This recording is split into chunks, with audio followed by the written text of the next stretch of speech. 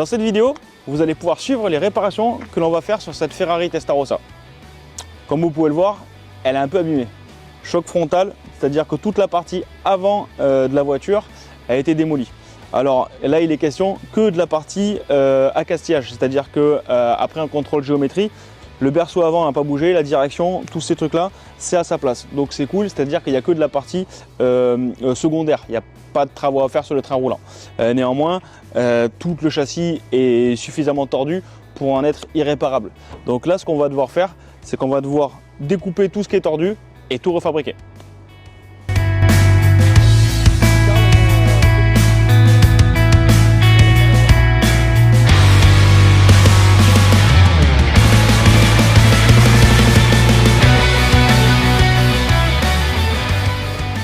Ok, ça y est, là on rentre dans le vif du sujet. On a mis la voiture sur le pont, histoire de travailler à hauteur. On a commencé par déposer tout ce qu'il faut pour se faire de la place, c'est-à-dire les roues et tous les éléments techniques qui sont attenants aux éléments qu'on doit démonter. Donc on a évidemment enlevé les roues encore une fois, tout le système de pédalier et de mètre-cylindre qui sont en un seul morceau, qui prennent beaucoup de place, le faisceau électrique et un réservoir de tampon d'huile sur le côté. Tout ce démontage était nécessaire pour pouvoir déposer les ailes. Les ailes, ici présentes, sont en fibre de verre et elles sont rivetées collées à la structure du châssis. C'est-à-dire qu'elles sont fixées par des rivets pop à la structure et l'étanchéité et le joint est fait avec du mastic. Dit comme ça n'a pas l'air méchant. Mais la vérité, c'est qu'à démonter, c'est une vraie tannée. Il faut avoir accès à la totalité des fixations et le but du jeu, c'était de ne pas bousiller les pièces. Parce qu'autant il y en a une des deux des passages de roue qui va être remplacée par une pièce d'occasion qui a été trouvée, autant la deuxième, il fallait la sauver. Bon, maintenant que les ailes sont déposées, on va commencer par nettoyer un petit peu la structure de toute la pâte à joint qui reste et on va pouvoir attaquer le découpage. Alors comme vous pouvez le voir, c'est toute la partie en avant du berceau qui est tordue et qu'il faut remplacer. Donc là, dans son malheur, le propriétaire de cette voiture, il a de la chance, entre guillemets, encore une fois, c'est que toute la partie train roulant et fixation du train avant et la partie principale de la caisse n'est pas abîmée. Ça a été le contrôle de géométrie a été fait et donc du coup, c'est ça. Donc après avoir dégagé toutes les tôles d'habillage et le fond du coffre, on va pouvoir couper la structure en avant des longerons, c'est-à-dire ici et là. Alors autant à gauche, le support d'aile est déjà cassé, donc ça nous fait gagner un peu de temps si on peut dire. Autant à droite, il est encore en place, donc on va évidemment le couper ici et on va certainement devoir le découper lui aussi de la caisse pour le redresser avant de le réinstaller.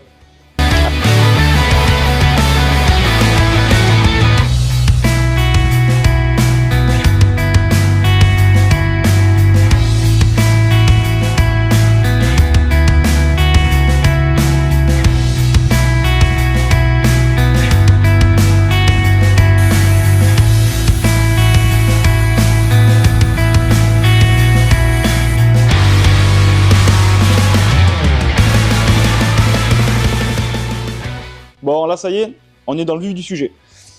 On a déposé du coup toute la partie avant qui est abîmée et qu'il va falloir remplacer.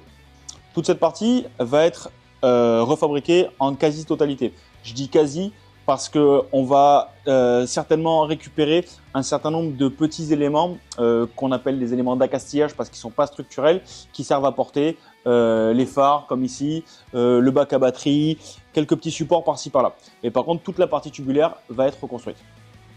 Alors vous vous doutez bien qu'on ne trouve pas des plans pour fabriquer un châssis de Ferrari comme ça sur internet. Et puis c'est pas quelque chose que la marque va mettre à notre disposition. Donc on va devoir se servir de ce qu'on a là, ici, pour récupérer des cotes et reconstruire cet élément. Donc ça va être pour la partie structurelle. Et après, on va se servir des nouveaux éléments de carrosserie en les positionnant une multitude de fois pour ajuster les différents supports, chacun à leur position.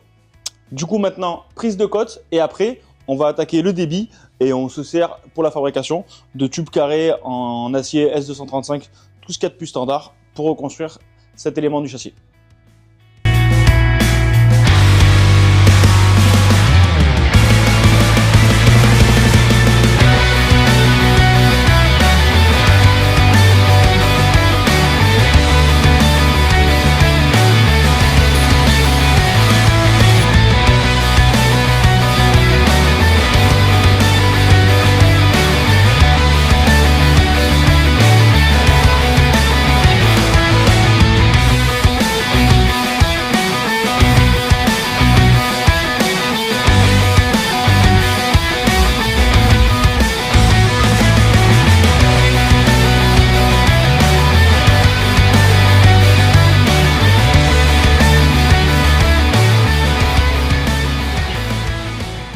Ok, ça y est, toute la partie principale du châssis est installée. Donc du coup, voilà. Pour l'instant, on n'a que la partie structurelle du châssis qui sont du coup la partie principale du bâti et les éléments de à côté qui sont déjà soudés. Alors, enfin, il y a une partie qui est encore pointée, c'est-à-dire celle-ci, parce qu'en fonction des éléments de carrosserie qui vont venir par-dessus eux, potentiellement, il va falloir réajuster un petit peu. Mais grossièrement, le gros de la construction est fait. Bon, maintenant, on va s'attaquer à essayer de sauver ce qu'on peut sauver des éléments d'accastillage sur le bâti avant pour voir ce qu'on peut récupérer et ce qu'on doit refabriquer. Alors, on a déjà commencé à démonter certains morceaux. Là, évidemment, principalement, il faut qu'on sauve les éléments visibles, donc c'est-à-dire les paupières qui sont entre les phares et le bouclier. On va essayer de récupérer aussi les supports de phare.